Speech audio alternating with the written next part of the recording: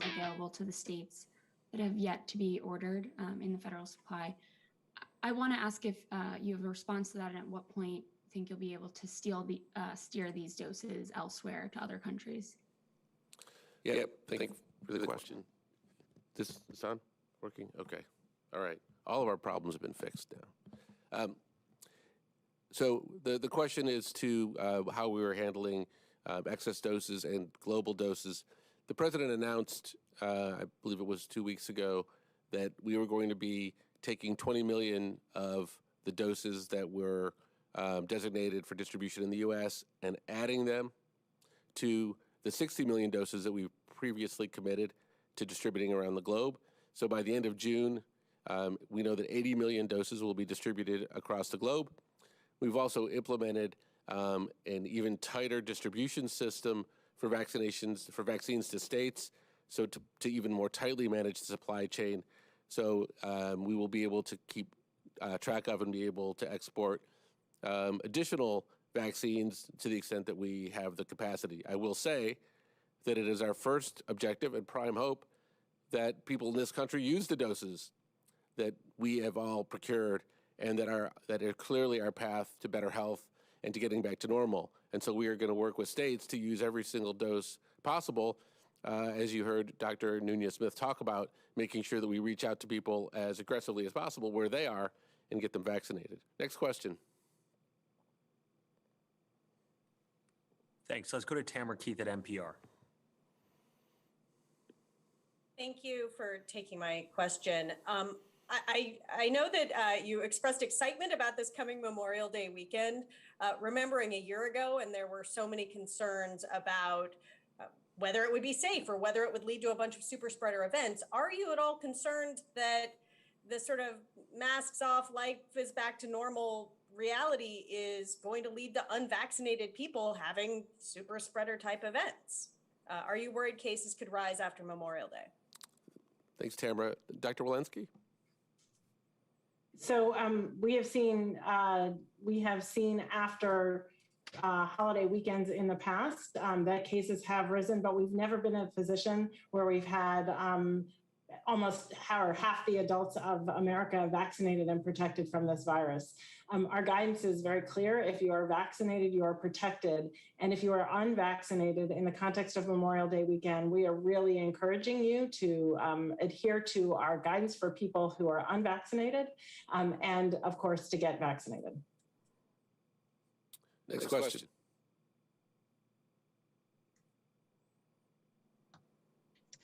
Hi, thanks for taking my question. We know that Moderna is going to be applying for an EUA for teens. What is the significance in this, and what does this mean for getting teens vaccinated by the school year? Dr. Fauci, would you like to take that?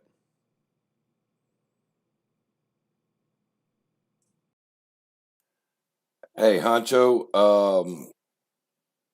you talking about the bot that popped up, bud?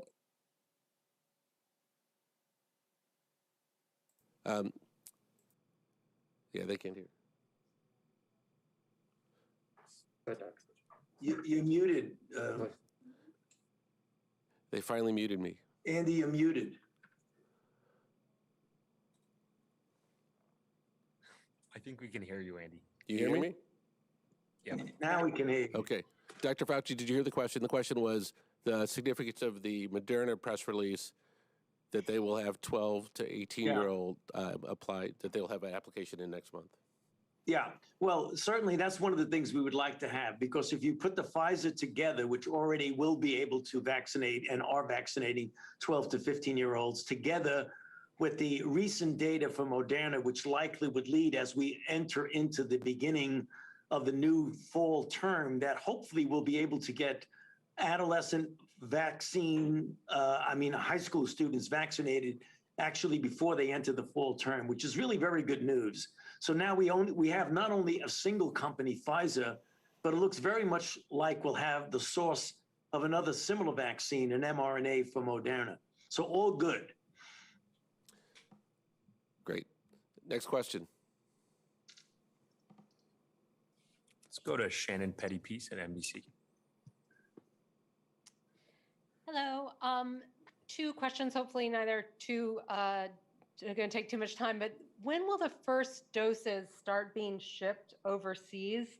And also on the booster, I know you don't have an answer yet on whether or not we'll need one, but could you give us a timeline on when you think we will know whether or not we will need one and what the process looks like to coming to that decision about whether or not we're going to need a booster? So the president's committed that we will export 80 million doses before the end of June. We are currently awaiting FDA approval for the AstraZeneca doses, so that's the only thing in our way. Dr. Fauci, do you want to take the second question?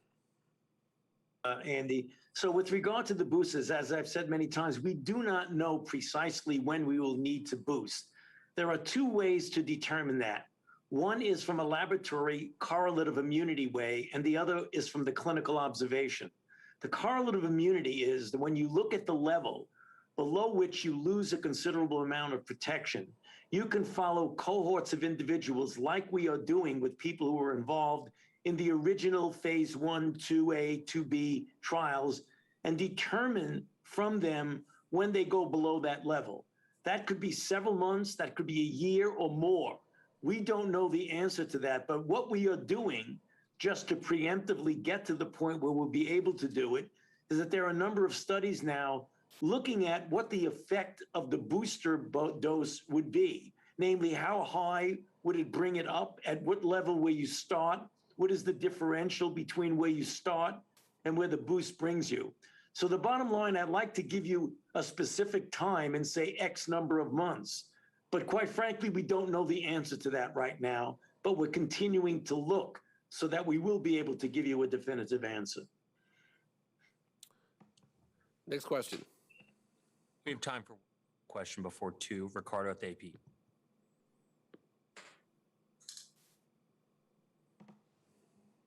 Hi, sorry about that. A little slow there with the mouse. Yeah, my question is for Dr. Fauci, and it's an issue that's been coming back up again, and I'm just curious to ask you, what is your latest thinking on the origins of the virus? Whether it's, as you like to say, wild type, or if it's something that could have escaped from a lab. I'm just curious what your latest thinking is on that. Yeah, as I've said many times, many of us feel that it is more likely that this is a natural occurrence, as has happened with SARS-CoV-1, where it goes from an animal reservoir to a human. But we don't know 100% the answer to that. And since this is a question that keeps being asked, we feel strongly, all of us, that we should continue with the investigation and go to the next phase of the investigation that the WHO has done. So because we don't know 100% what the origin is, it's imperative that we look and we do an investigation. And that's how we feel right now. Yeah, let me just close up by saying it is our position that we need to get to the bottom of this, and we need a completely transparent process from China. We need the WHO to assist in that matter. We don't feel like we have that now. We need to get to the bottom of this, whatever the answer may be, and that's a critical priority for us.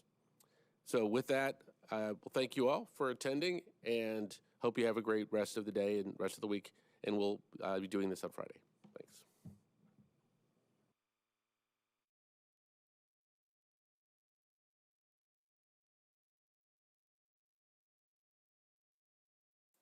All righty, I'm going to find something else I can stream while I keep monitoring things, making sure everything is going well. Looks like if my mic is too loud, let me know. And then also how the volume is coming through on the feed. Let me find that y'all are going to see me playing around here for a minute. I'm going to find something else we can watch.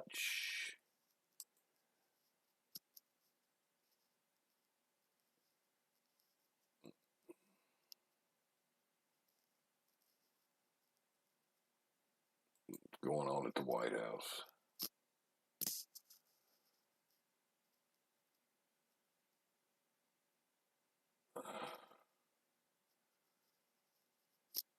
I think that was the same feed.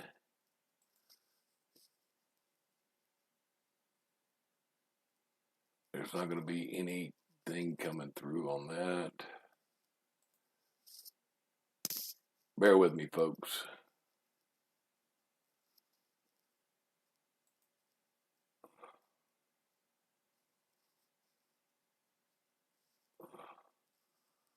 There is not a lot going on out there.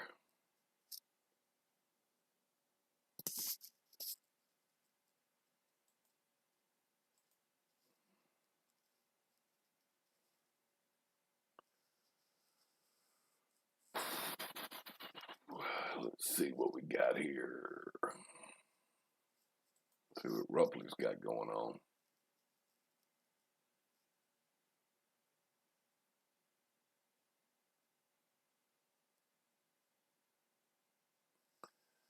Oh, BC's getting invaded by cicadas?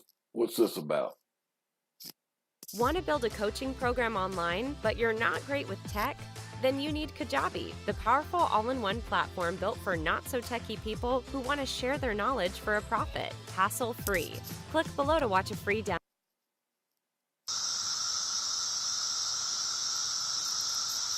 Okay, never mind.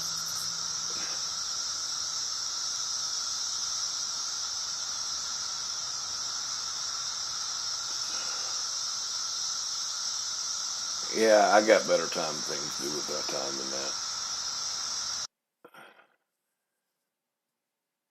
If y'all see something in the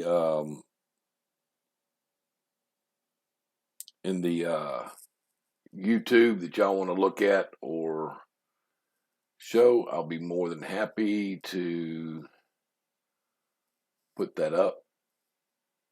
I do not have my personal. This is the GOBN's YouTube channel that I'm working off of right now. I do not have mine up personally. Let me see if I can get that brought in. I need a fourth and fifth screen. Good gracious, three's not enough these days.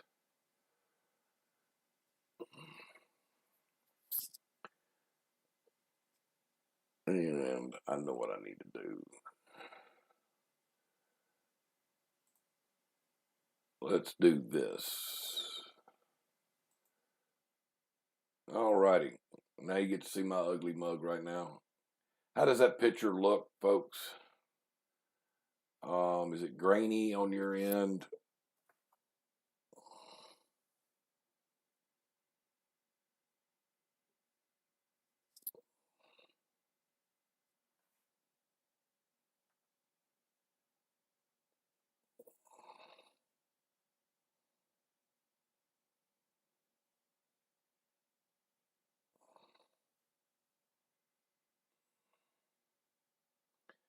Figure you and YouTube.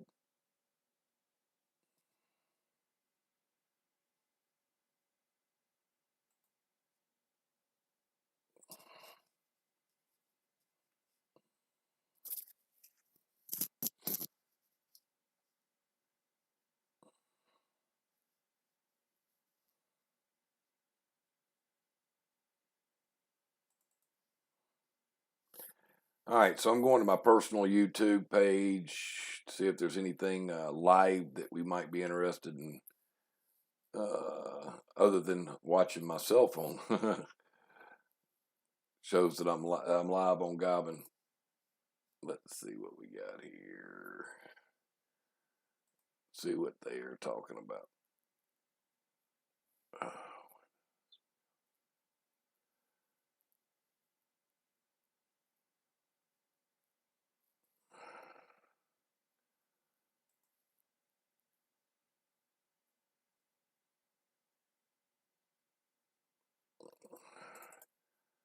Well, we got a little activity If over you or a loved in one is Iraq fighting type 2 going on. diabetes What or I'm going to do is I'm going to pre-diabetes, send this this over, discovery so you're could going to see save this your crossover life. into the screen. Top I do doctor from apologize. Arizona has discovered the I've got to real get my root screen cause of set up high a little blood bit sugar, differently. and it has nothing to. And so I'm going to bring. Huh? What did it do? End? No, it's showing. Let me.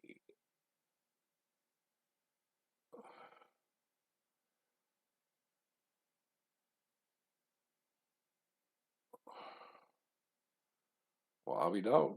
Let me see what it.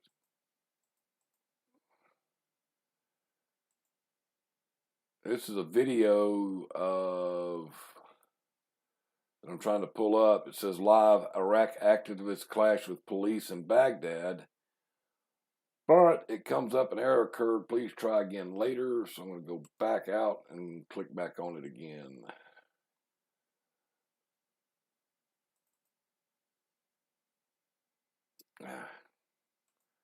Oh well, that one's useless too. Good gracious.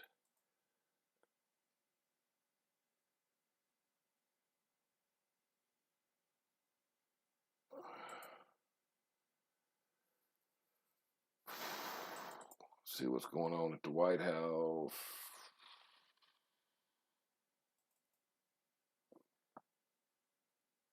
Oh, they just let their feed going.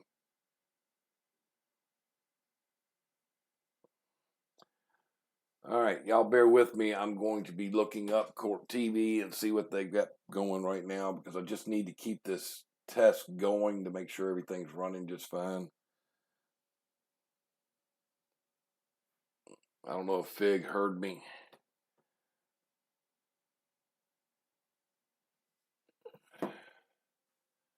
Let's see here.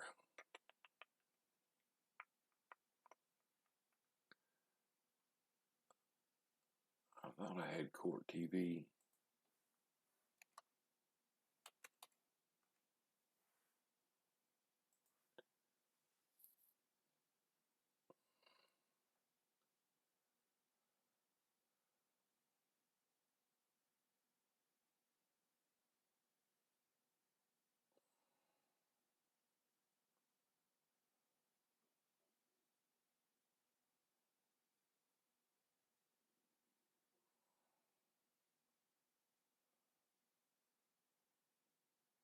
Man, they don't even have anything live streaming. Well, I know what I can do.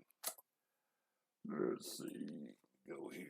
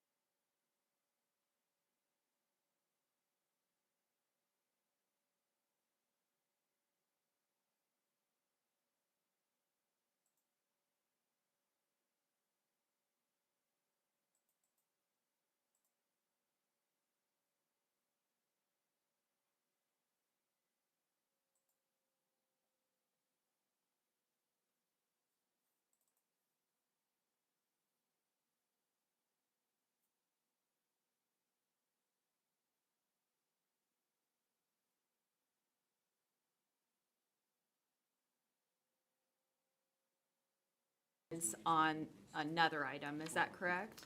It's 3. 3 latent prints, okay. Where did you find those? The 3 latent prints were located on the fishing clear plastic box. After you've developed the latent prints, you then try to compare them with other prints known to the case or the system, is that right? That's correct. And in this case, did you do that? I did. Okay, what were your results? Let's first talk about the scraper. The scraper, the latent print, was what I classified as an impression, which means I couldn't tell if it was from a finger or a palm print. And I wasn't able to make a conclusive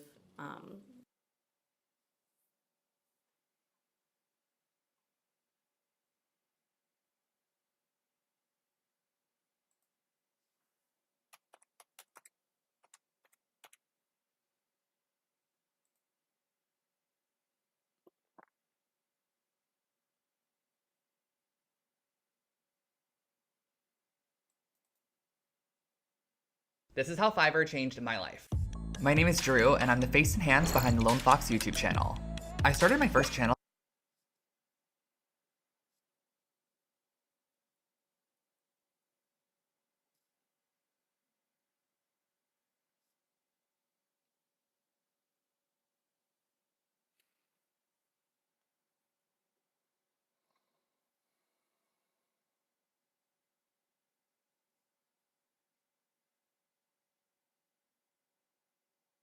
Each year, Americans waste $21 billion by overpaying on car insurance. That's why I went to thezebra.com. Because while every company claims to save you money on car insurance, the Zebra shows you who actually can. Compare car insurance for free at thezebra.com today. Medical school was very stressful. I lost a lot of hair during that time. Nutrafol is 100% drug-free and it's natural, both safe and effective. You can't argue with clinical proof. Start your hair growth journey at Nutrafol.com. You are watching Court TV Live, your front row seat to justice. I'm Julie Grant. We are waiting for history to be made in Minneapolis, Minnesota, as the verdict is in the Derek Chauvin trial. The jury deliberations have stopped at just shy of 10 and a half hours in this case. The jury has been out. The deliberations spanning the course of 2 days as they got the case late in the day yesterday. They did about 4 hours of deliberations last night and then resumed this morning. We're waiting for everyone to get in place in the courtroom for the verdict announcement to happen. At that point, of course, we're going to take you in there live. This is a live picture right now, courtesy of one of our Court TV network cameras. Our cameras are the only ones in the courtroom permitted to broadcast this trial, so we are serving.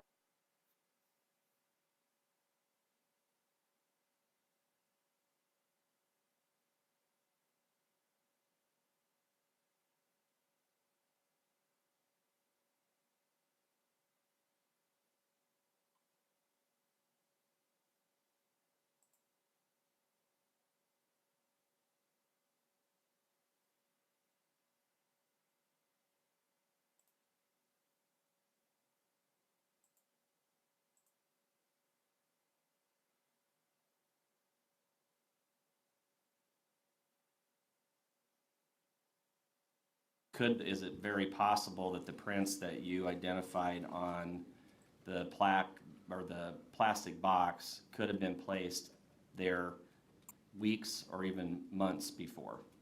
They could. What does it take, in your estimation, to destroy an identifiable fingerprint?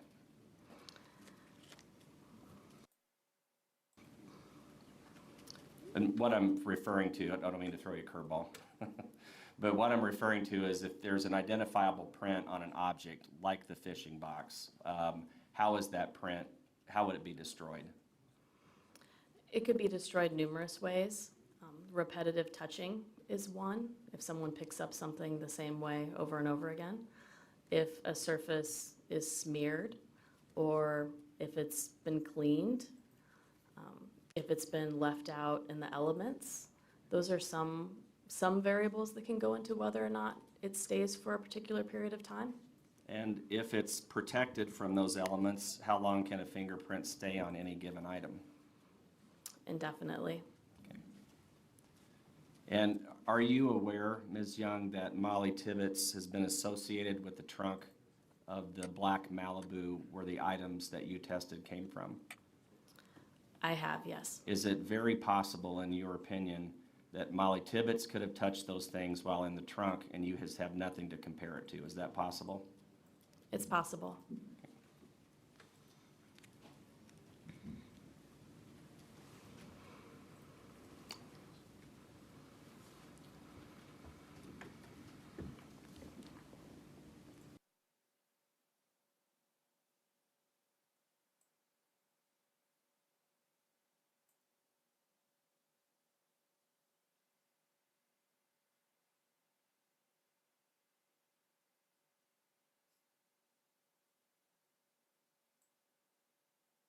Trunk, isn't it? It's possible. Now, the fingerprints that were submitted on behalf of Christian Bahena Rivera were not of good quality. Is that correct? They were not complete known impressions. What do you mean by that? I mean that the entire portions of the palms and the fingers were not recorded adequately to make a determination as to whether or not they came from the same source. You noted in your report that clear and complete major case prints are necessary to complete the entire comparison. Isn't that right? That's correct. And so specifically, did you communicate with investigators saying if you had better prints, you might be able to get more information? I communicated through my report. Were any other fingerprint cards submitted in reference to Christian Bahena Rivera? No, they were not. Now, if further prints had been submitted, you would have compared those, isn't that right? That's correct. And so you could have further examined the evidence and looked at it to see if my client's prints matched those for identification. Is that correct? I could have done additional comparisons. Along with that is if other fingerprints on behalf of other possible suspects were submitted, you could compare those for identification. Isn't that right? That's correct.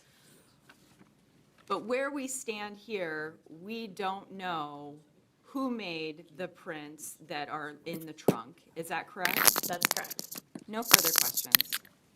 Mr. Brown, anything else? Sorry about the hot mic, guys. I'm getting ready Man, to thank you flip for being here. You're over to our illustrious Senate press conference.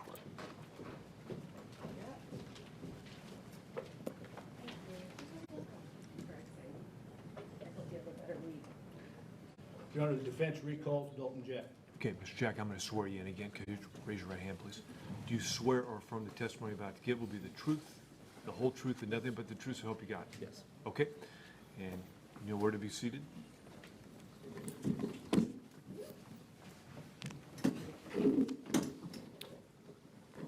All right. Mr. Freeze, you can proceed when you're ready. Thank you. Good afternoon, Mr. Jack. Good afternoon. Well, I You thought it testified was. here, a few days YouTube's not back, popped correct? up. Yes. So Had a chance to reflect on that when testimony? Facebook came live on it, You so I'm ever gonna thought about what switch you had over. to say? No. I'm sorry, you had to speak up some. Oh, sorry, no. So there's nothing about your testimony here in open court the other day you wish to clarify or correct? No, I'm clarified. Okay. Mr. Jack, I want to expand on a few things we talked about the other day. Is that okay with you? Yes. The first thing I want to talk about, Mr. Jack, is Molly Tibbetts herself. Tell me first, if you would, describe in your own words Molly Tibbetts. She was a happy, bubbly, goofy person that just everybody kind of got along with. I'm sorry, I didn't hear that last part. Everybody got along with her? Everybody got along with her? Yeah, for the most part, yeah. She was kind? Yes. Kind to everybody she met? Yes. Did you know her to have an enemy? No. Did you know her to have any confrontations with anyone? No. How about strangers? How does she Also, treat people she never the met Senate will before? soon consider bipartisan legislation passed by the House to create an independent You've had a long commission time to to think about investigate and this report on the and think January about 6th Molly's, attack on the Capitol. Loss of life. I've already taken Can you steps to think make that of legislation anyone who available for would have wanted to consideration visit her any home? on the Senate No. floor, and I'll bring the bill forward for a Would you vote agree very with me soon. that she was The the kind formation of of a commission is person more important now who than ever. always put a best face Since on for January others? 6th, Donald Trump Absolutely, and all yes. too many always Republicans wanted have tried to to spread the big make- lie, to say that the election was stolen, to say that the attack on the Capitol on January 6th was merely peaceful protests that got out of hand. We all know what it was. It was an attack on our democracy. And this commission is needed to get the truth of how it happened. It's also needed to get the truth as to the big lie, which can damage our democracy so much.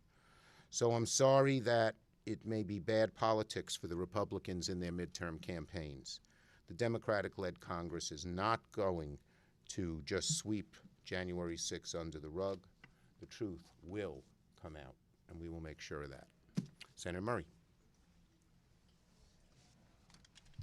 Well, thank you, Mr. Leader. On the first anniversary of George Floyd's murder, I just want to reiterate the need to root out systemic racism and justice, not just in policing, but across all of our laws, all of our policies, all of our institutions, from healthcare to education to voting rights and more. Now, I know members of the HELP Committee, Democrat and Republican, have been working very hard on different parts of the U.S. Innovation and Competition Act. As a result, among other policies in the bill, it includes new steps to protect federal research from undue foreign influence and further develops the science and technology workforce in the United States. And I'm glad we've at least seen some bipartisan support for confronting the challenge of ensuring our country can attract and keep good jobs and remain competitive. But when it comes to another fundamental challenge that we face, ensuring accountability for the January 6th insurrection, Republican leaders are shrugging and choosing to act like there's nothing they can do from their seats. Some Republicans here in the Senate are saying in so many words, this wasn't a really big deal. Well, I wish they were right, but we were all here, and we all know downplaying the seriousness of the insurrection we witness ourselves is just plain denial. Despite what Republican leaders are claiming, this commission would serve a unique and desperately needed purpose.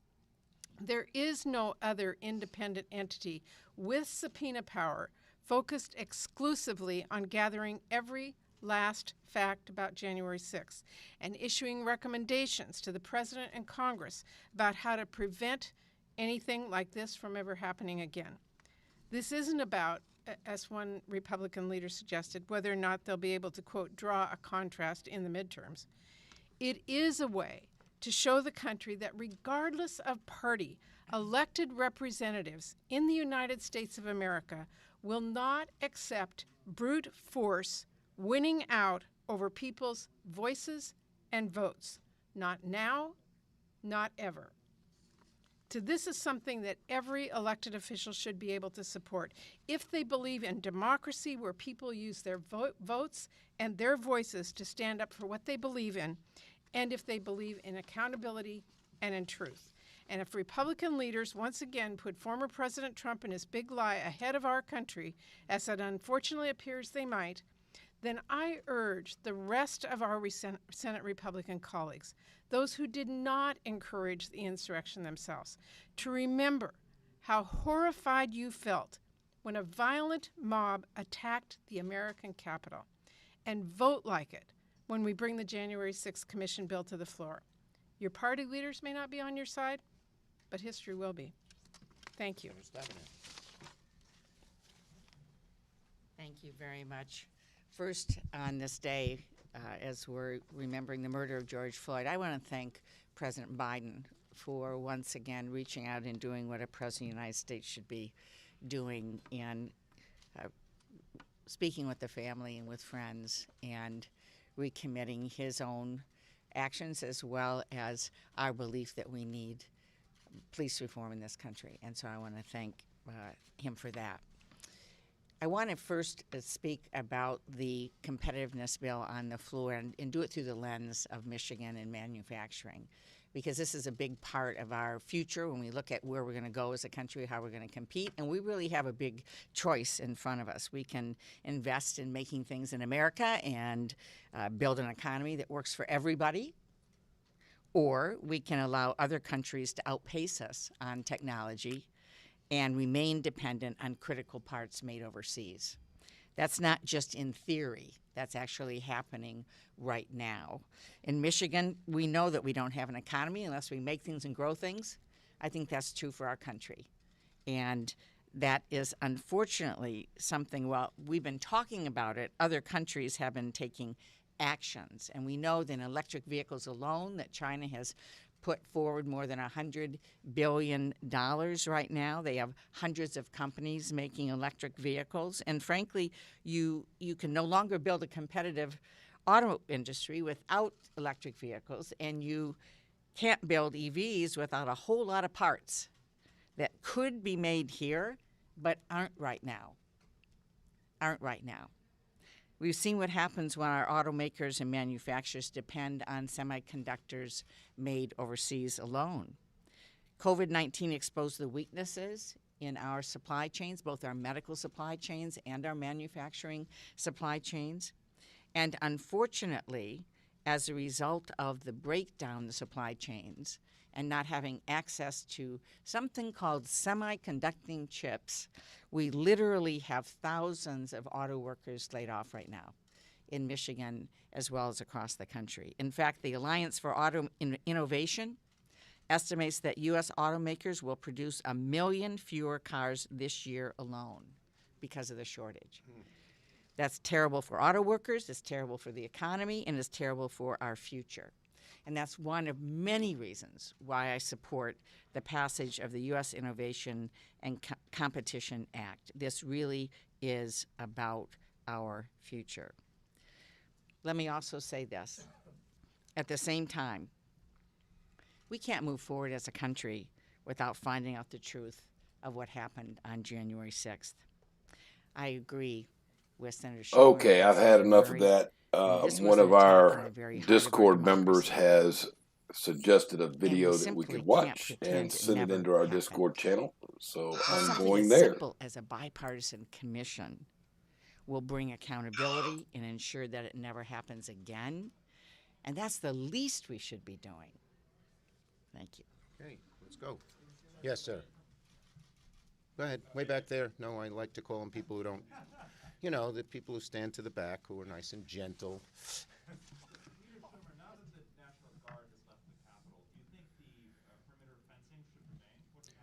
Look, we have a great person as our Sergeant at Arms, General Gibson, and she's studying this carefully. She has a lot of experience, and she's going to make recommendations, and we'll follow them. We need to protect the Capitol, but it shouldn't be an armed camp, plain and simple. Senator Schumer, at what point are you ready to move ahead on reconciliation on the American Jobs Plan? The bottom line is very simple, that it has always been our plan, regardless of the vehicle, to work on an infrastructure bill in July. And that's our plan, to move forward in July. Yes. Senator Schumer, you proposed a couple of months ago, you talked about encompassing marijuana bill. What's the timetable? Senators Booker and Wyden and I are working to introduce legislation, and you should see it fairly soon. Man, I'm on my third glass of water. Yes.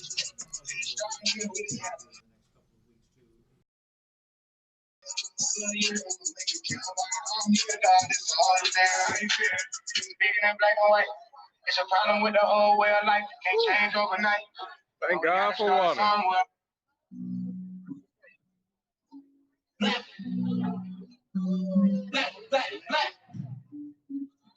Black on black, black. Yeah. I don't know if we're going to get hit with this music or not, so if anybody's watching, give me your opinion. If not, I'm going to bring the volume way down on it, okay, folks? Hey, what's up, Nubian King? How's it going? I never said that, but it's We Are LA. We out here covering stuff in this city I was born and raised in, LA.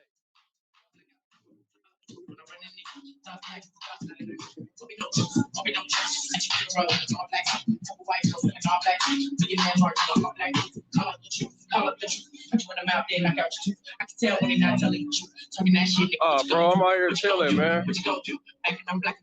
Came out here changing up, just trying to spray some other stuff, man.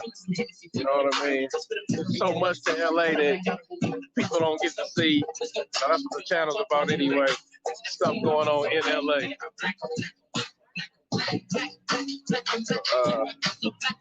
Checking out some other stuff, bro. Bring y'all some other stuff, man.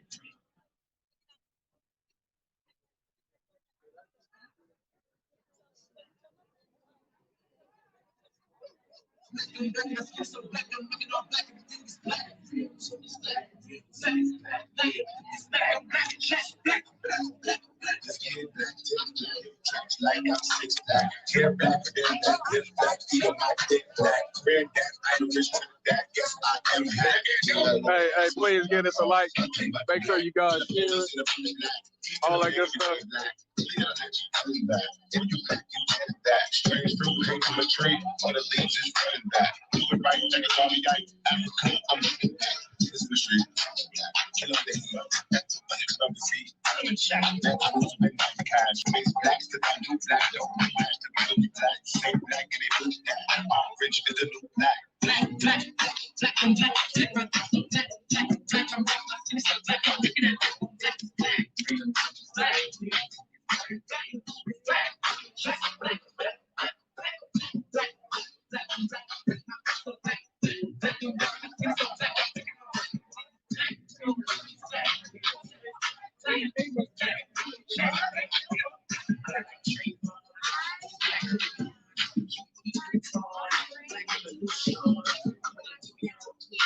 y'all know my fat ass don't need to be walking in this sun.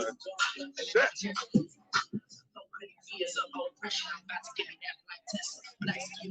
It's hot. It's hot.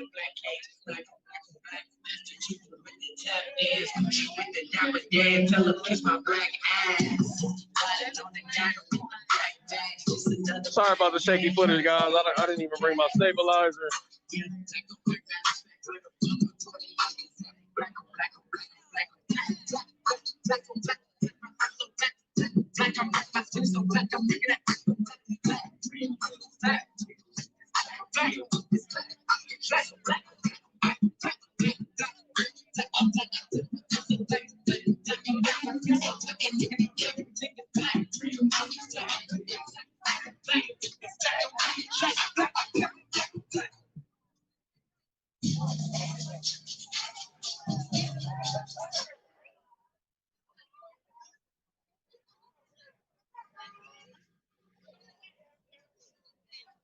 Hey man, Nubian King, it's hot as shit, bro. It's fucking hot. Like, this shit is ridiculous. I'm burning up.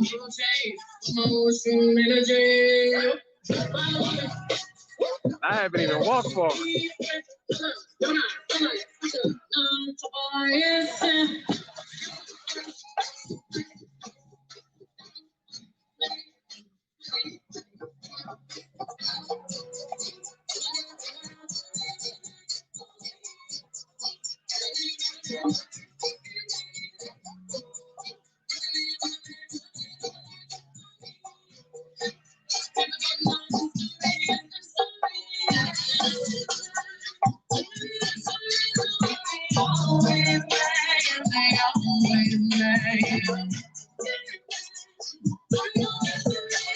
Hey, we right here on Temple and Hill Street.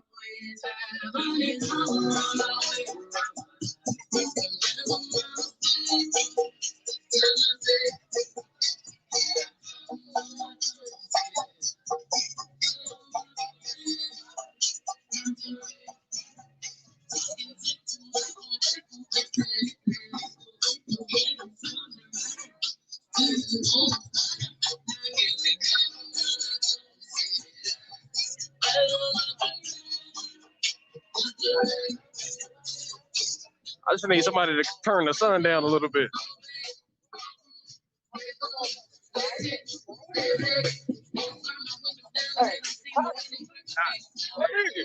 Hold on. Wait, Keisha Kelly. I was driving by. Yeah. Somebody was on this app. They're like, man, Black Lives Matter going on. Ain't nobody out doing shit. And I passed by, and the nigga was like, come on, man. Yeah. Pulled over, hopped out down there. Yeah. I'm like, I gotta go get some weed. When I got some weed, and couldn't find it. Yeah. I'm about to go to the house and seen this shit at the corner. I said, I gotta pull over. Oh, That's okay. God talking to me again. Man, how you been though, man? Hey, I see your music cracking, bro. Look right now. I'm in the class. All right, man. Yeah. Yeah. What's up, man? Hey, what, man? Hey, man, tell me about your music and stuff, bro, real quick. Yeah, I got new music coming out.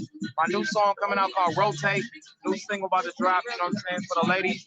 But we out here right now at the Black Lives Matter Festival, you know what I'm saying? So my song don't matter right now. It'll matter on the 4th. Out here for it. Absolutely, bro. Do your thing, man. Check you out, man.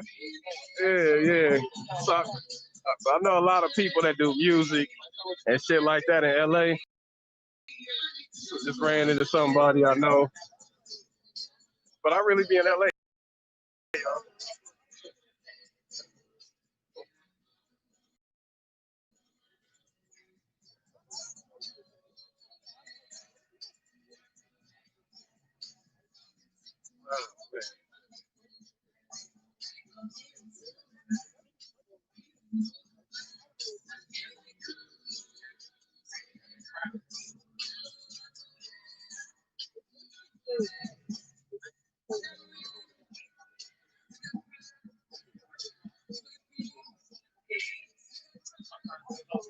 Well, I feel you. I know you. Yeah, they done. Yeah.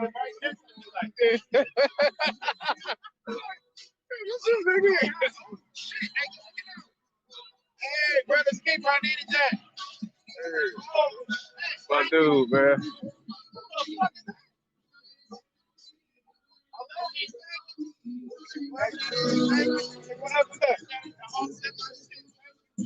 My nigga out here working. Nigga. Oh man, yeah, that's dope, man. Oh, we're getting to see the stuff in LA. I get it, bro. Yeah? Yeah, I got like, how many I got now? 73,000 fans. Oh yeah. Yeah. Yeah, that's dope, bro. That's dope. I'm gonna have to mess with that up. Hey man, I got 28 fans in here. Oh man. Hey y'all, so we still the Hall of Justice right there. What happened?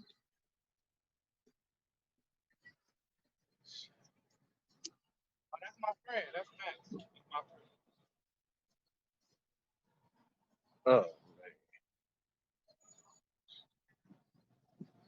What up, Miss Brown?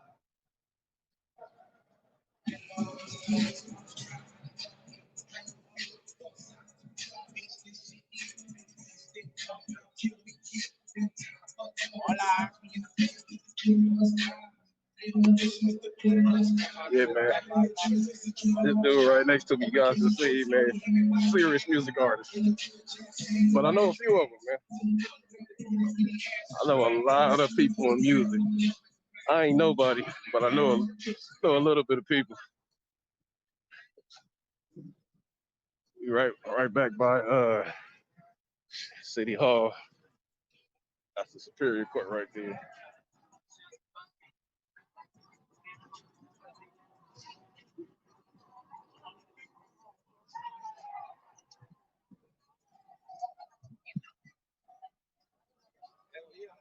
So, I mean, that's all I'm gonna do. I'm gonna come out with a whole bunch of people and shit.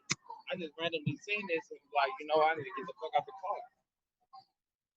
I ain't been around nothing. So, you know, the only thing Black Lives Matter when they was happening a few months ago, I came out and shit. I ain't been out here. Like, I need to pull over, man. My niggas, good seeing you, bro. All day, man. Stay up, man. I just ran to one of my boys. Yeah, all day, man. They work on radio. I'm like trying to be incognito from the back and shit. And nigga like, shit. Yeah. Oh man. I can't hide in LA. Oh man. Yeah. Hey man, I'm gonna give y'all another angle. Yeah. Yeah, man. So that was my boy right there, man.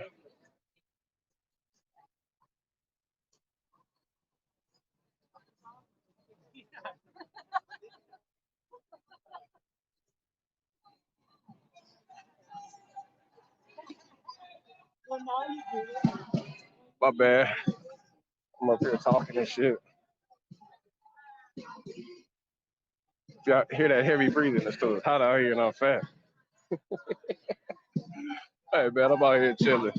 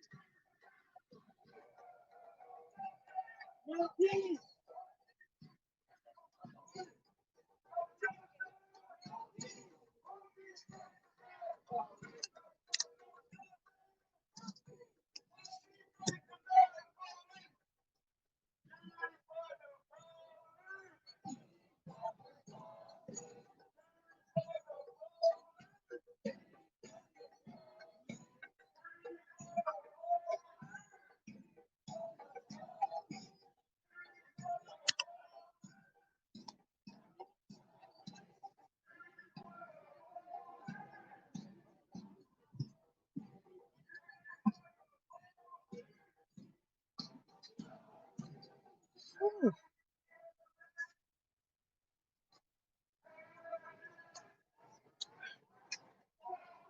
man.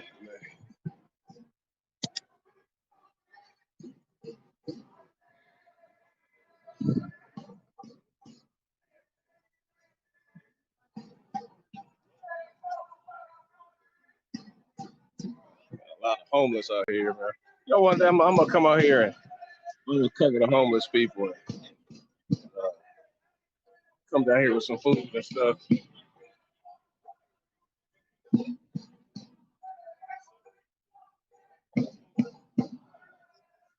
Courthouse.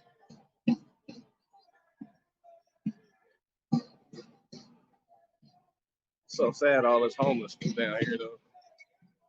Yeah, but I'm gonna take you. Matter of fact, I might. That shit, I'm getting tired. I don't see any trash cans out here. I ain't trying to litter.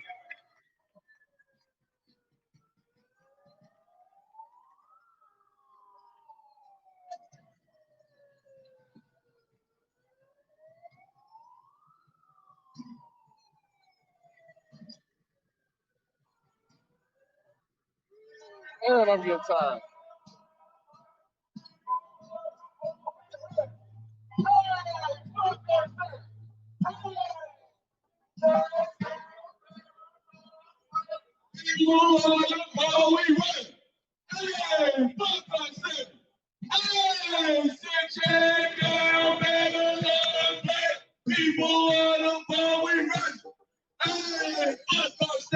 Sorry about this shaking footage.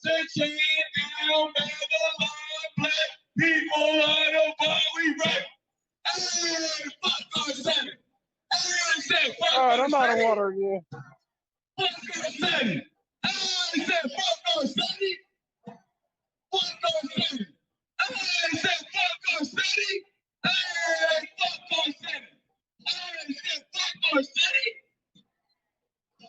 Hey, see all the homeless people, this shit is a problem.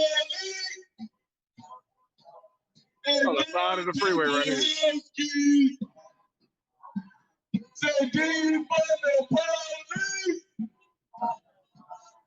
Hey man, make sure y'all subscribe to the channel. We are LA. Give people house keys. You didn't live in LA. I know y'all see this all the time. Shit is sad.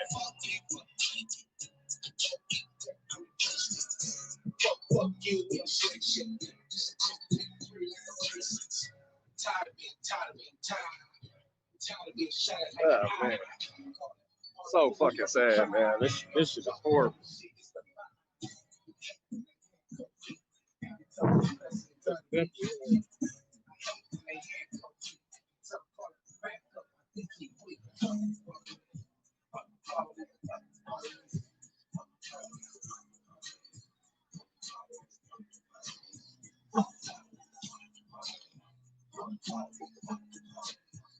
Got homeless people on that side over there.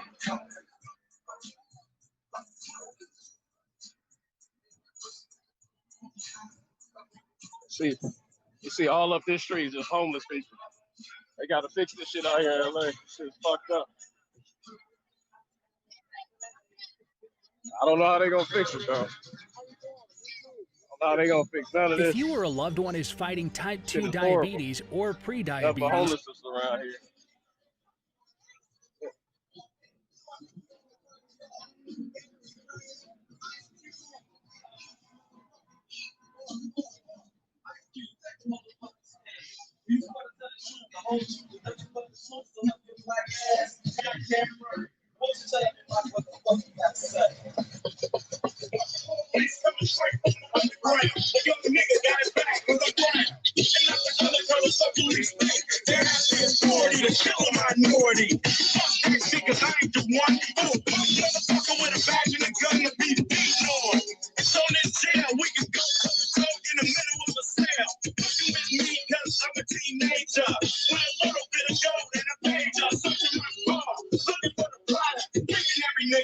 selling narcotics. You rather sleep in the pen than be rolling in the Benzo.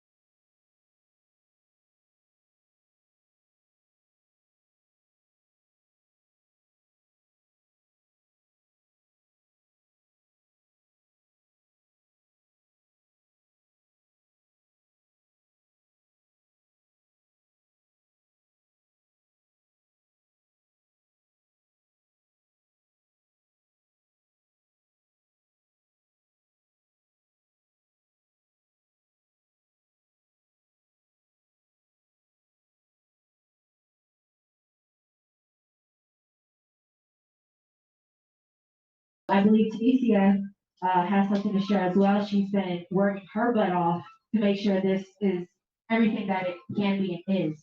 So we're going to go and hear from Tanisha of Arts and Culture. Thank you. Hey y'all, how y'all doing tonight or today, actually, whatever. Thank y'all for coming out in support of George Floyd. George Floyd, a year ago today, was brutally murdered. We all saw what happened. And we did get a verdict of guilty, but that does not mean justice. That's just one case of accountability. We want all accountability for all of our people, all of us, every one of us. We deserve justice. We deserve accountability. We deserve to live.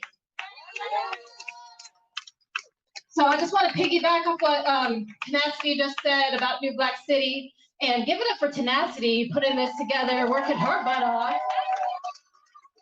doing the damn thing, right?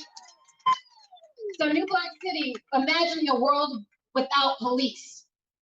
What does that look like to you? Liberation, abolition, freedom, peace, justice. That is what we made this space for with the Museum of Social Justice. And we on the Arts and Culture Committee and the Museum of Social Justice have been working for about a half a year to put this together for y'all. And I am so glad to see y'all out here today. I am so proud of us. So I just want to bring up, introduce y'all to the stage, Aloe Black, singer-songwriter, who's here for us. Testosterone Thank you, is what makes Aloe. a man a man. But if you're eating foods So that before he performs, I just want to share his biography for you so that you understand the significance of him coming on today. So, Aloe Black was born of Panamanian parents and was raised on salsa, merengue, and cumbia. He fell in love with hip hop as a kid and started writing rap songs when he was 9. With his lyrics drawing influence from socially conscious artists like KRS-One, he put out his first hip hop mixtape at age 17, later developing a fierce admiration for such soul musicians as Donny Hathaway and Marvin Gaye. Black released his solo debut, Shine Through, in 2006 and Good Things in 2010. In 2012, he collaborated with groundbreaking producers like Pharrell Kelly, Williams, thank you for and his the, next album, Cash Lift App Your donation. Spirit, Really appreciate dropped on it. New Year's Day in Thank you so much, 2014, Kelly. and earned a Grammy Award nomination David, for Best thank R&B you for the Album. Venmo donation. Thank you. Black Definitely recognized appreciate the you guys. Thank power you of having for a supporting larger the channel. audience and Definitely promised that appreciate it. he'd use his voice for social change and has focused on making music meant to inspire a positive mindset. Quote, when things happening in the world seem so terrible and dark, it's so easy to get stuck in all of the negative. He says, quote, but I try to do whatever I can to help produce or help people out of that. I want my music to be the light. In addition to being a longtime accomplice with Black Lives Matter LA, his recent work includes a podcast he started with Ben Cohen called Ben and Jerry's, which focuses on stories of police brutality and qualified immunity. Today, 1 year later, he is featured on the television special Who Are You Now? After Floyd. Find meaning. Well, he's here And at New because Black of City, that, staying we in are the so streets in committed to ensure that honor we're of living George our values Floyd. and taking So care of our let's hear community. it for Aloe And Black. that is your restaurant, man. Pimento is yours. So come find us some good Jamaican jerk chicken. But that's not what I'm here to sell today. I'm just here to honor Brother Floyd. And that's why we're honored that we're able to support those leaders on Thank the you front so lines much. of It's good to be here. I'm liberation, gonna share some economic songs with you, liberation, and I political want you to liberation, and sing social along liberation. Because this is how collectively we we get can down ensure as that we family. never have to This say piece his is called name Love is again, the Answer. because I'm we're gonna going ask to you to solve sing this with in our me. I model want you city, to sing and Minneapolis. dance. We Clap have your the hands. Let's resources, get we have into the wherewithal, we have the know-how. So let's get this done. We're not take no for an answer. We're not take later for an answer. We want This is the justice now, one and we're that I done worked on talk. with Bless Pharrell. up. When I Mic went in drop. the studio, I said, Pharrell, I just want to make music that makes people happy. And what he said Where's your store located was, at the restaurant? We're at oh, I got a 26 song at called Nicollet Happy. Let's see. and St. Paul at the He's Kenny like, Place let's Market record it. and at the University of He Minnesota said, no, at I'm the gonna keep TCF that one Stadium. for me. But come check us out, Pimento Kitchen, So the we rum bar, recorded this full next of one called vibes Love is the every Answer night. because Bless up. Yes, easy man. even though it sounds cliche, it sounds like you've heard it a million times before. Solidarity and respect. I'm have this pulling people from our put my music community, on black-owned businesses, put my videos amazing all people, across the amazing world. youth. I Just figured I'd please use keep the record tuning label's in, money to share, do some good. like. I just thank you, everyone, for tuning in to Listen Media USA. Thank you for listening to what we have to say. Here's what's happening in your neck of the hood. Even though it's plenty to share, people hungry in the streets, it ain't fair. But you don't think about it until it's you. Now I'm gonna say how I feel. And what I want to say is love, the only thing that's real. Now I'm gonna tell you what to do. Just believe that love, the only thing we have is true. Let me hear you say love is the answer. It's the answer to the questions in your mind. Love is the answer. It's the answer. If you're looking, you will find. The answer is love. The answer is love. The answer is love. The answer is love. Ain't nowhere to be found to help you when you are down, but you know that you're the one to blame. Know what's wrong from what's right. Nobody wins in a fight, but still we play the game. Now I'm gonna say how I feel, and what I want to say is love, the only thing that's real. Yeah, I'm gonna tell you what to do. Just believe that love, the only thing we have that's true. I said that love is the answer. It's the answer to the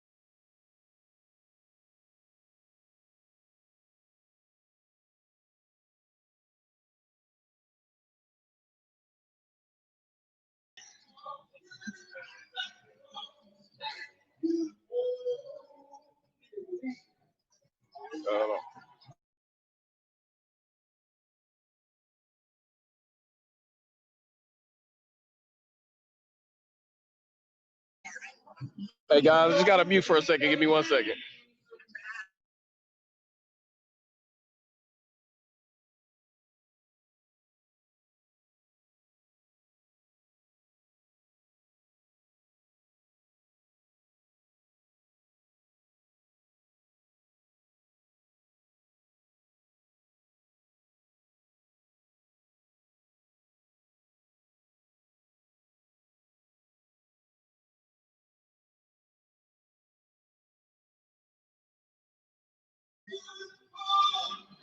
Oh man, yeah, man. I'm about to head back to my car. But hey, it's cool covering the event. And it's been a year. Bring you guys something different. It's been a troubling year, a long year, but we made it. They say with God, all things are possible, and I'm a true believer in that. I have my family here that had came from various different places. I have some family out there in the audience. I see y'all. But the love is very outpouring today. The love is here. George is here. Y'all know him by George, but I call him Floyd. I don't know if any of my family members would like to say anything. Anybody want to say anything? The mic is yours. Yes, I'm cousin Christopher Simmons, and I just want to come up here and just speak on behalf of my family and just let y'all know that everything has been love since we've been in y'all city, and I just want to let y'all know that y'all have a beautiful city, and we continue to come here and hope to make change here. So just appreciate y'all just coming out and just showing love to our family, and just wanted to just speak on behalf of everybody else. So if anybody else got anything to say, now is y'all turn. How you doing? My name is Javion Floyd. I'm the son of George Floyd, and this is my first time coming out to Minneapolis, but it's really, really, really, really nice, and everybody's out here really, really, really nice, and I can see why this is somewhere that he really wanted to be, and I don't have too much to say. I just really want to say thank you all for showing my father so much love and just showing my family so much love, and all the others who was lost to police killings, and you know, we really, really appreciate you guys and really appreciate the love that you show us, and we love your city. Thank you.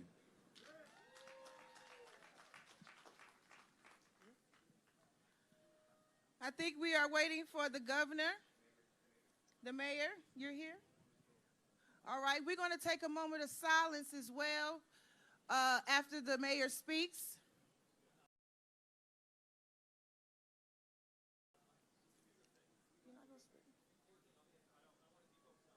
I want you to say something. Say something. All right, he want to play the background, so you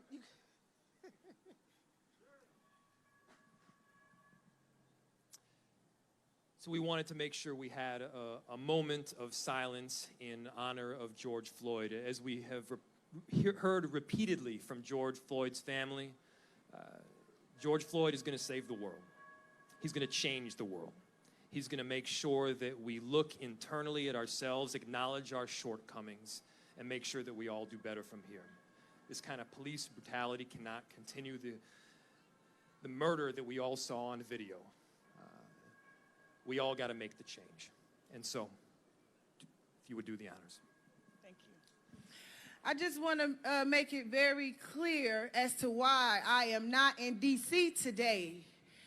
Biden invited the Floyd family to be in his presence, but I was going to D.C. for a purpose. I was going to D.C. for Biden to sign a bill. Biden has not signed that bill. Biden has broke a promise. I can have a retreat and a receptionist right here in Minnesota. We need that bill passed. We don't want a watered down bill, right, Ms. Gwynn-Carr? the bill that we want. The anti-Asians got their bill. So my message to the president, get your people in order. Get your people in order. Because we're going to continue to fight this good old fight.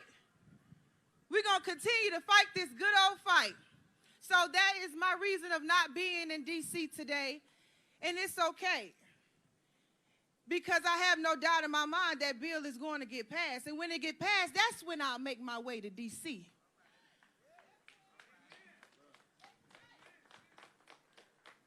So I think Biden needs to make it right. He broke his promise. But I'm going to give him a couple more weeks to see what he come up with. It don't take that long to hold these police accountable for what they're doing. There's been a lot of names added to the list after my brother's death, and still nothing is being done. Us black people, it's time for a change. And I think it's time, our time is now. I think our time is now. Ain't that right, Jacob Blake? All right now. So we're going to have this moment of silence for Floyd. I feel him in the building already.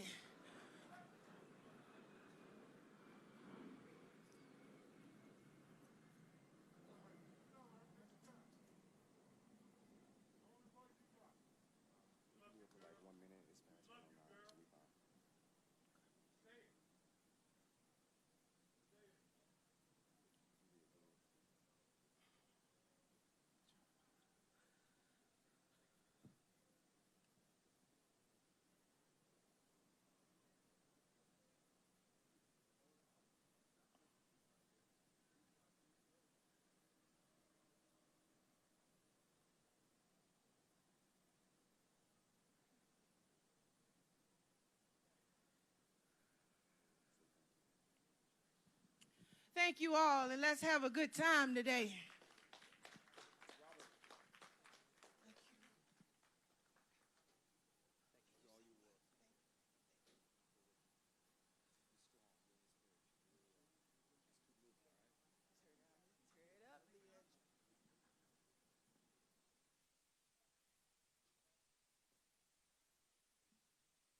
Yeah, that was the remembrance of George Floyd in Minneapolis. I'm not sure where they're at. There's several videos going on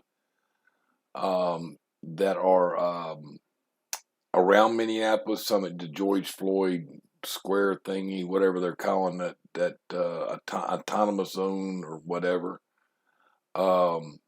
Anyway, we'll see what keeps going on. I'm going to keep looking for feeds. Really appreciate anybody that's watching.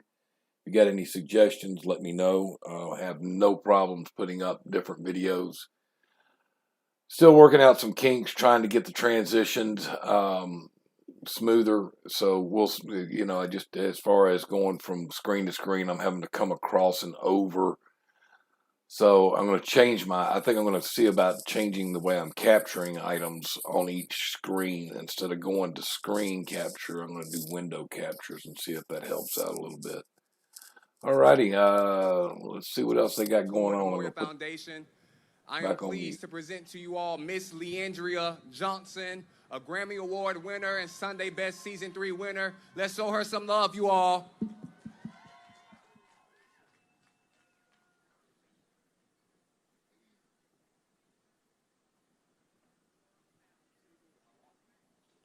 How's everyone doing? I know this is a day of remembrance for our brother George Floyd. I'm just here to be in your city to just tell you that better days are coming. And I just want everyone to know that yes, we are celebrating a loss, but we're also celebrating life. Because through it all, through all of the trial and the tribulation, if we stand together and understand that God is, everything will be all right. So, you know, just scream at your neighbor, just real quick, just scream at him and tell him better days are coming.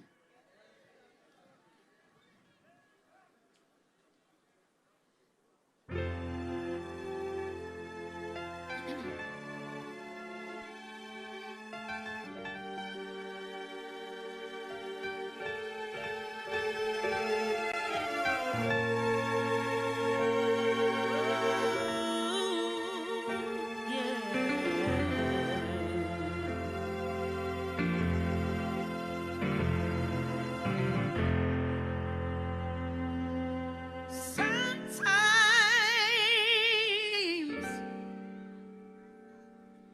it feels cold and you feel making any kind of substantial connections with the core constituents. It can be rough in this world. In the community. I know it ain't easy, but hang on in there.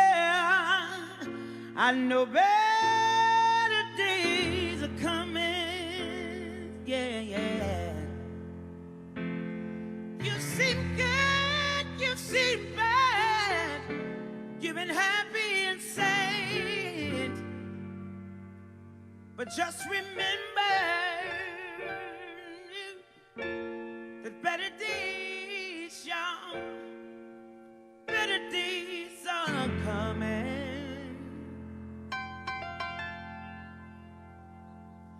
Friends, friends will leave you.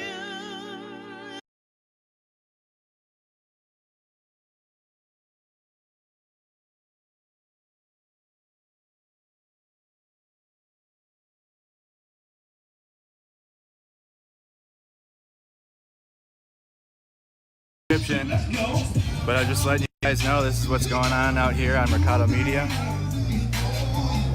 Yep. It's like a block party out here. Where do you start?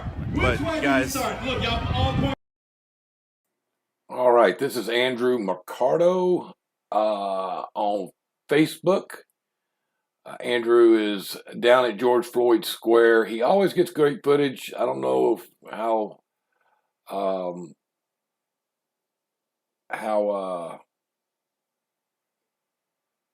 picky he is about Restream. We'll try it and we'll see what happens. Andrew Mercado, Mercado Media on George Floyd Square in Minneapolis, Minnesota.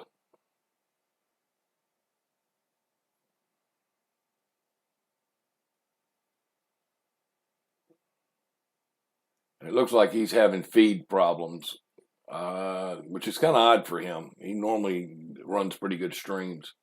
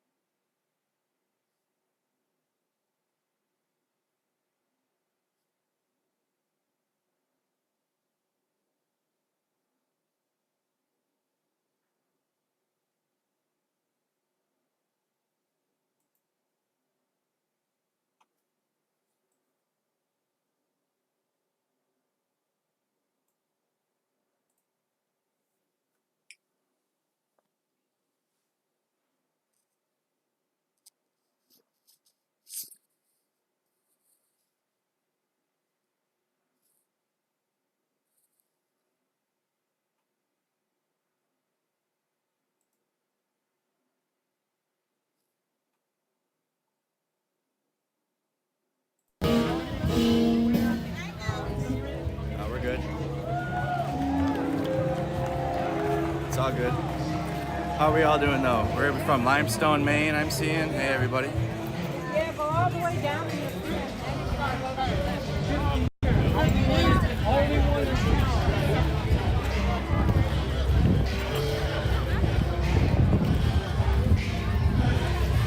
Might be a little choppy walking through here. Stay with it, guys. It's gonna be a little chop walking through here. What's your dog's name?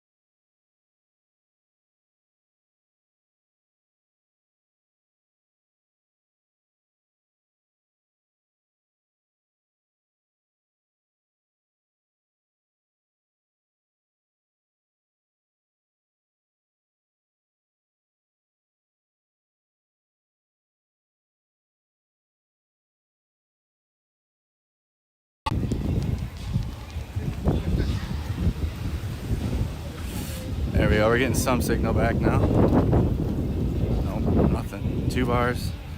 Yeah, refresh. It's not gonna, it's still bad. Come on back. There we go. Okay, so it's bad signal between where I'm at through and to the other side. So just stay with it, guys. I'll walk fast through that spot. But yeah, just encourage refreshing.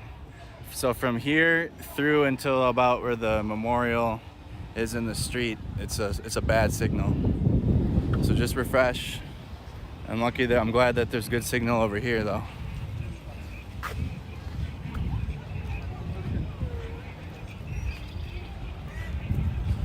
Awesome, stay with it.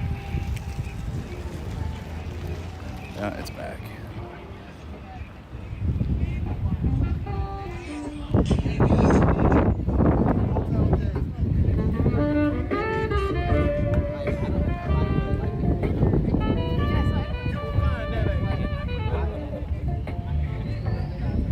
Alright, here we go. 105 people on the snack squad today. Wow.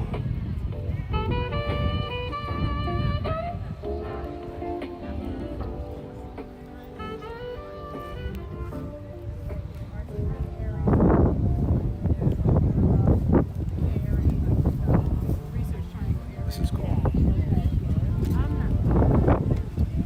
Refresh the feed if you need to.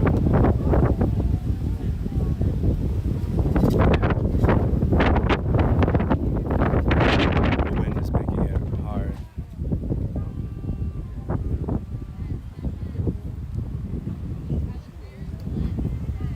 That is a quilt.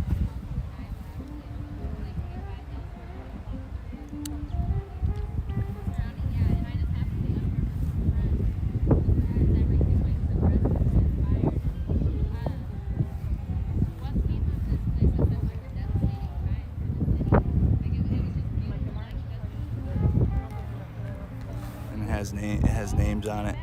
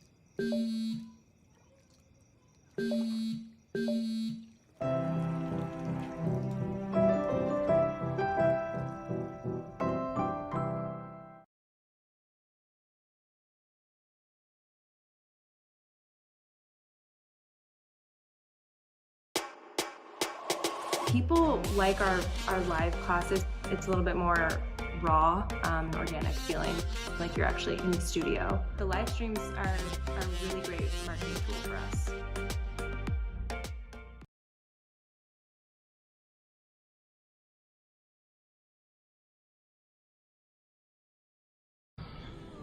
Looks like it's going to be a pretty nice day.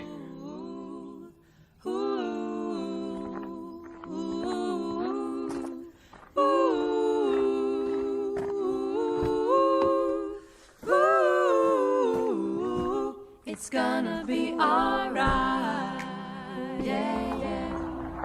How can you tell? Yeah, yeah. I feel it in my heart, yeah, yeah. It's gonna be okay, yeah, yeah. The sun is shining bright unto another day, yeah, yeah. It's gonna be alright. It's gonna be okay.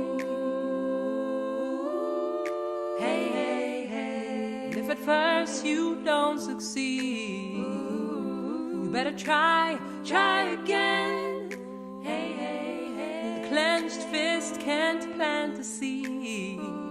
Just open up your hand. It's gonna be alright. It's gonna be alright. It's gonna be okay. It's gonna be alright. I feel it in my heart. It's gonna be alright. You're gonna find your way. It's gonna be alright.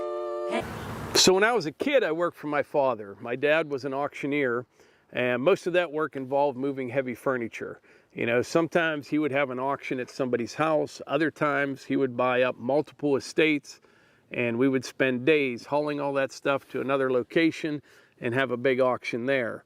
The days of the auction, I worked as a runner. You know, I'd be that kid standing there holding up whatever was for sale. Once it's sold, I would take it to whoever bought it and repeat that process until the auction was over, and would clean up and go home. I also worked for my dad some around the house refinishing furniture. He was really good at that. If you remember back in the day, people used to really like those old oak ice boxes. You know, they were beautiful. But when he would buy them, they would have 6 or 8 layers of paint on them, would strip everything off, refinish them, and then he would sell them at his own auctions. And he did pretty well with that. My dad was a lot like me. Actually, I should say I'm a lot like my dad. He always had that side hustle. You know, he had a real job, and then he had his auction business. And I've always had side jobs my whole life. But anyway, when I turned 16, I got a job at a little grocery store in town, and I was still working for my dad as well at the auctions. But I worked at the deli, you know, waiting on customers, cutting meat. Really wasn't my thing, but didn't enjoy it a whole bunch. But I was 16 years old, getting a steady paycheck, so that was pretty cool. Then, when I graduated high school, 1984. It's unbelievable. It seems like forever ago. But as soon as I got out of high school, I got a job with a construction company. Now, these guys, they built roads, a little bit of bridge work, deep sewer lines, water lines, site development, all types of things. And when I started there, they're in the process of building a new shop and a new office building. And it was a good job for a young guy. I made decent money, but I got tons of experience. When I first started, I would pressure wash equipment. Actually, back then it was with a steam Jenny. That wasn't a lot of fun. You know, middle of summer, you got all full rain gear on, and you're blowing boiling water basically on those old 631 scrapers. You know, the grease would be about this thick. That was miserable. But I mean, I learned how to paint. You know, I painted some equipment. I did some welding. I learned to run crane there. You know, we'd load and unload trucks, and I did a little bit of everything there. Anything the guys out in the field would need, I would make sure they got it. And but yeah, it was a pretty good job, especially for a kid that's, you know, 18, 19 years old. And I worked there about 5 years, and there's a local guy, and he would always ask me, when are you going to go to work for us, Morgan? and he owned a drilling and blasting company. Well, one day I was ready for a change. So I quit my job and called them, and next thing you know, I'm in the drilling and blasting business. And I didn't know anything. You know, I just started, never been on a shot, didn't have any idea what they were doing. And to become a blaster, you had to be an apprentice for about a year, and then you could take a test. And they had these classes, and you could take a test. If you passed, you become a licensed blaster. Well, I was there for probably a whopping month and a half, and the owner said, hey, you know, these classes are coming up for your blaster's test. I'm going to get you signed up. I'm like, I've only worked here like a month and a half. I don't have enough time. He's like, don't worry about that. I'll take care of that. He's like, don't worry, you won't be shooting for a while, you know. He said, just get your license, though. I said, okay. So I go, I take the test, and it's a lot of math, and I've always been good at math, and it was easy, passed the test. I'm a licensed blaster. It wasn't 2 weeks later, one of their blasters quit, went to a different company, and there I am loading a shot at a strip mine up north. You know, 2 months before that, I didn't know the difference between a stick of dynamite and a bottle of pop, and I shot my first shot by myself, and it went pretty well. I mean, I got all my fingers and toes and limbs and everything, but from that, I did some work in the strip mines and then quarries, and then I kind of found my niche in the heavy highway construction. I kind of enjoyed that. It was real fast-paced and always different each day, and working on big highway projects. So I worked for them for about 5 years, but I was traveling a lot, and I was recently married, and we had Hunter, our oldest son, you know, with autism, nonverbal, and it was tough back then. It really was. And it seemed like the harder you worked, you were just spinning your wheels. You weren't getting anywhere. And Melissa was struggling with Hunter, and then she had Levi. And, you know, I'm working out of town. I would leave, you know, Sunday afternoons, 10-hour drive to New Hampshire. That was the last job I was on. And work all week, leave Friday nights, drive home through the night, and do the whole thing all over again. So I wanted to find something closer to home. And by that point, I got to be pretty well known in the blasting community. It's not a very big community, so you kind of know everybody. And I was good at that. I was a good blaster. So what I started doing is just working for whoever got a big job. You know, these big highway projects would be awarded to a contractor. I could just ring them up, be like, hey, you need a blaster? Yep, absolutely. And I'd work for them for maybe 6 months, maybe a year, maybe 18 months. And then I'd move on to the next big job. And I did that for about 7 or 8 years, I guess. And then I finally settled in with one contractor, local, family-owned business. And it was great. We had a lot of fun. I mean, back then you could have fun out on the jobs, you know. And I still talk to those guys today. But man, if I had a YouTube channel back then, what a list of characters that I used to work with. Man, we had a lot of fun. I got to tell you this one story. I know I'm going to get off track here, but I had a bulk truck driver, and he went by Cheeks because he had these puffy cheeks. Cheeks brings this wooden box one day to work. Y'all gonna have to remind me one more time when I get there, Jacob. I probably can remember that. Hello. I was saying what that was. Yeah. Oh, these. Oh. It's a program won't go back. The program today. Going back. It's open. You'll see where. That's how the program will go. That's how the program will go.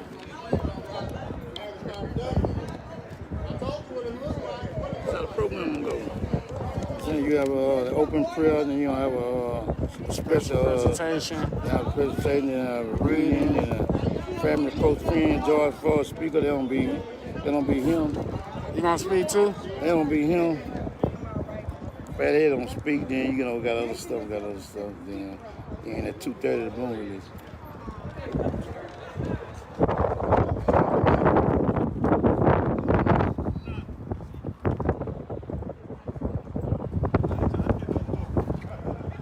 What's good?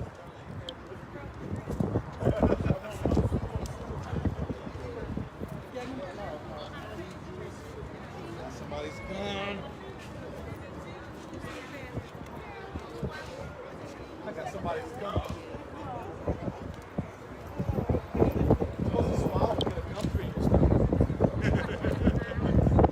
Yeah, I seen that picture. Shout out to Brenda and the kids. Appreciate that. It was definitely beautiful.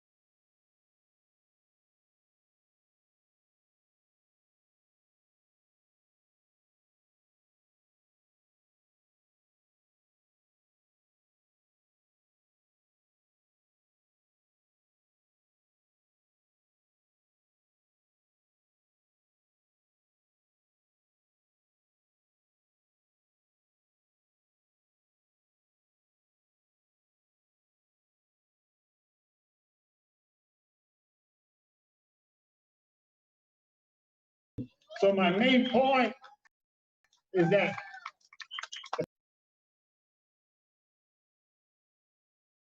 Black Liberation Movement continues. Black Lives Matter, many organizations today that are here today representing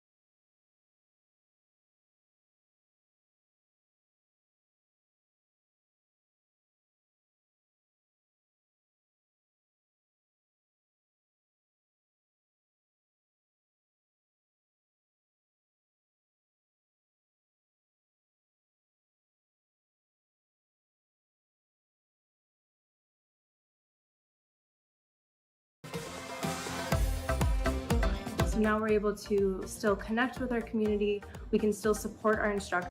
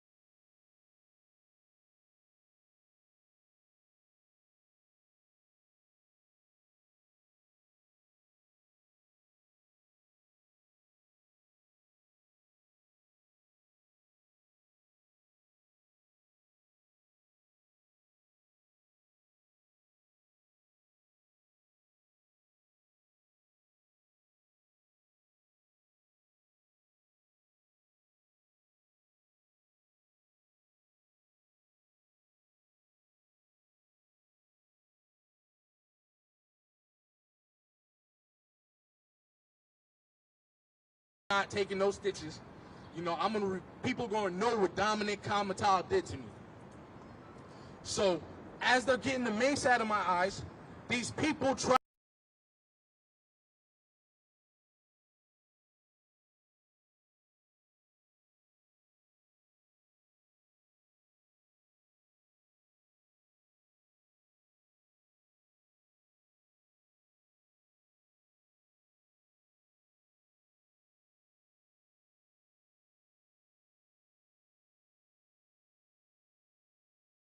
Into the bookend, and I asked the police, like, he wasn't there. So I asked the police, yo, why am I here for? They said resisting arrest. I said, oh, okay. Well, there's no reason for an arrest, so you can let me go, right?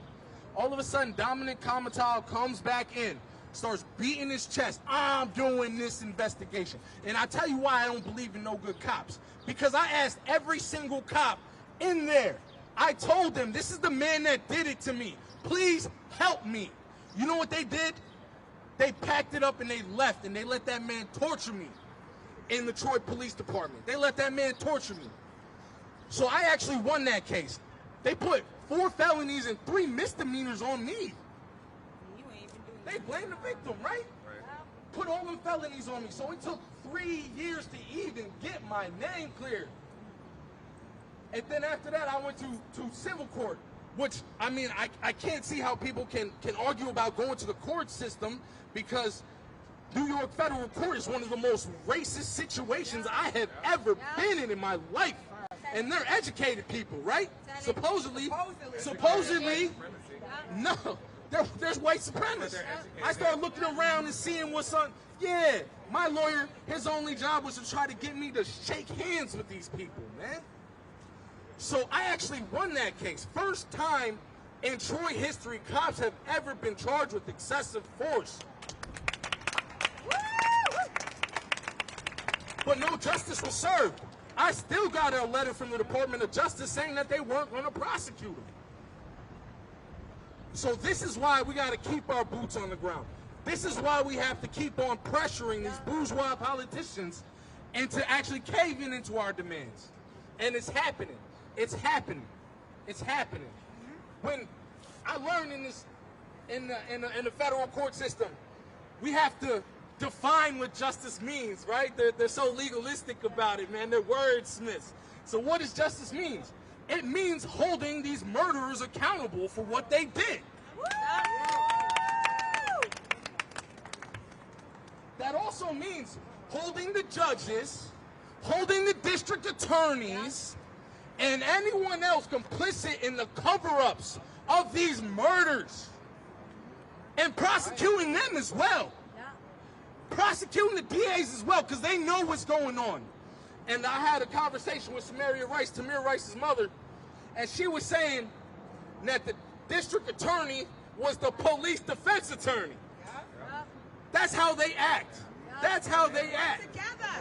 They're all a part of this racist system. That's why 90% of cases are plea deals, because they work together. And they tell us if we take it to trial, we will get more and more time. So because we're scared, we're poor, we want to go home to our families, we take plea deals and never get our day in court. I ain't take no plea. Amen. And she ain't taking no plea. I ain't